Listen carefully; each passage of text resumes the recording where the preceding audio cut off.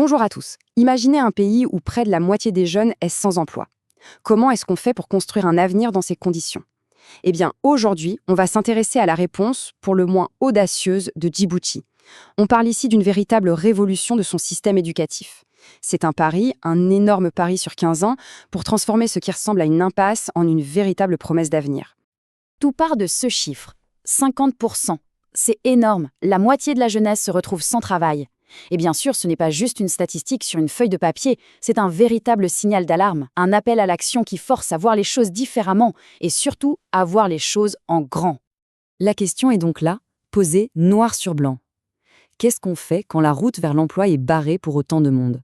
C'est vraiment le cœur du problème pour Djibouti. Et on s'en doute, la réponse ne pouvait pas être un simple pansement. Non, il fallait une refonte totale, stratégique, pour repenser tout le système. Alors, face à ce défi de taille, le gouvernement a décidé de prendre le taureau par les cornes. Pas question de subir la situation, l'idée c'est de la transformer. Et sa réponse, c'est une stratégie nationale pensée sur le long terme pour s'attaquer non pas aux symptômes, mais bien aux racines du mal. Et cette stratégie, elle a un nom, le SDEF, pour Schéma directeur de l'éducation et de la formation. Attention, ce n'est pas juste un rapport de plus qui va prendre la poussière sur une étagère. Non, là on parle d'une feuille de route sur 15 ans avec un objectif clair, transformer l'éducation de fond en comble. Ce plan très ambitieux, il repose en fait sur 3 grands piliers. C'est assez simple à comprendre. D'abord, l'accès et l'équité.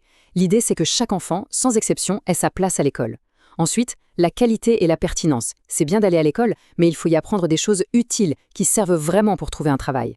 Et enfin, troisième pilier, moderniser la gouvernance. En gros, s'assurer que tout ce beau système est bien géré, de manière efficace. C'est vraiment la colonne vertébrale de toute la réforme. Ok, alors plongeons dans le premier pilier, l'accès et l'équité. La devise « ne laissez personne de côté », c'est facile à dire, mais dans la pratique, c'est un défi absolument colossal. L'objectif, lui, est clair. Les portes de l'école doivent être grandes ouvertes pour tout le monde, vraiment tout le monde. Et ce qui est très fort dans ce plan, c'est qu'il ne se contente pas de regarder la situation d'aujourd'hui. Il l'anticipe. Il suffit de regarder ce graphique. On voit bien que la population scolaire va grimper, et pas qu'un peu, à tous les niveaux d'ici 2035.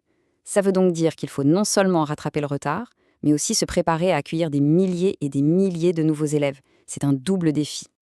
Alors concrètement, comment on fait pour que l'accès pour tous ne soit pas juste une belle phrase? Eh bien, par des actions très ciblées.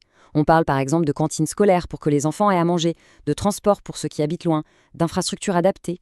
Le plan s'attaque vraiment à tous les freins, un par un, pour que plus personne ne reste sur le bas-côté. Bon, mettre tout le monde à l'école, c'est une chose. Mais ce n'est que la moitié du travail. La vraie question, c'est, une fois qu'ils sont en classe, qu'est-ce qu'on leur apprend? Et c'est là qu'on arrive au deuxième pilier, qui est tout aussi crucial, la qualité et la pertinence de ce qui est enseigné. Et cette phrase du ministre de l'Éducation, Moustapha Mohamed Mahmoud, résume parfaitement l'état d'esprit. L'éducation n'est pas seulement un droit fondamental, mais un levier de transformation sociale et économique. En clair, l'école, ce n'est pas juste pour apprendre à lire et à écrire. C'est le moteur qui doit transformer tout le pays. Et cette vision, ce ne sont pas que des mots. Elle est déclinée en objectifs très concrets, avec des dates butoirs. On le voit bien dans ce tableau. Par exemple, 100% des enfants de 6 ans en première année d'ici 2025. 100% de réussite au primaire d'ici 2027. Ce sont des jalons clairs qui permettent de mesurer si on avance et surtout à quel rythme. Concrètement, ça veut dire qu'on va réviser tous les programmes scolaires. On dépoussière tout. L'idée, c'est d'y intégrer les fameuses compétences du XXIe siècle. Le numérique, la collaboration, mais surtout de créer un pont solide entre ce qu'on apprend à l'école et ce que les entreprises recherchent vraiment. Fini le fossé entre les deux mondes. C'est bien beau tout ça sur le papier, mais est-ce que ça bouge vraiment sur le terrain? Eh bien, on va voir que oui. Le plan n'est pas juste un document, il a déjà commencé à se concrétiser. Prenons un exemple très précis, la formation professionnelle, ce qu'on appelle l'EFTP. Regardez cette chronologie, ça va très très vite. En l'espace de quelques mois, Djibouti a mis sur pied toute sa stratégie nationale pour le numérique dans la formation pro. Ça montre bien qu'il y a une réelle volonté d'accélérer. Et ce n'est pas juste un projet de fond qui flotte au-dessus des têtes, ça infuse dans le quotidien. Par exemple, l'année scolaire 2025-2026 a pour thème officiel performance et réforme. Ça veut dire que chaque jour, dans les écoles, on a ces deux mots en tête. C'est une façon de s'assurer que tout le monde rame dans la même direction. Mais la grande question, c'est comment on vérifie que ça marche? Comment on mesure la qualité? La réponse, c'est la mise en place d'un système d'assurance qualité, le SAQ.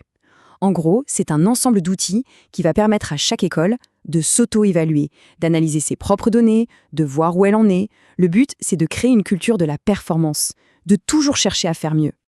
Donc, si on prend un peu de recul, ce qu'on observe à Djibouti, c'est un projet d'une ampleur et d'une vision à long terme assez exceptionnelle. C'est véritablement un pari sur l'avenir, et cette carte, elle l'illustre parfaitement. Ce n'est pas un plan qui concerne juste la capitale ou quelques grandes villes, non, c'est une transformation qui a été pensée pour irriguer tout le pays, chaque région, chaque village. L'ambition, c'est vraiment d'atteindre chaque enfant, où qu'il soit. Au fond, tout repose sur cette conviction, bien résumée ici. L'éducation est plus qu'un simple pilier du développement, elle est le socle sur lequel se construit l'avenir d'une nation. On ne parle pas juste de réformer l'école, on parle de construire les fondations du pays pour les 50 prochaines années. Alors, la question qui reste, et elle est immense, c'est est-ce que ça va marcher? Est-ce qu'un pari sur 15 ans, aussi ambitieux soit-il, peut vraiment changer le destin de tout un pays? Évidemment, seul l'avenir nous le dira. Mais une chose est sûre, en décidant de tout miser sur sa jeunesse, Djibouti a choisi une voie qui est sans doute la plus porteuse d'espoir.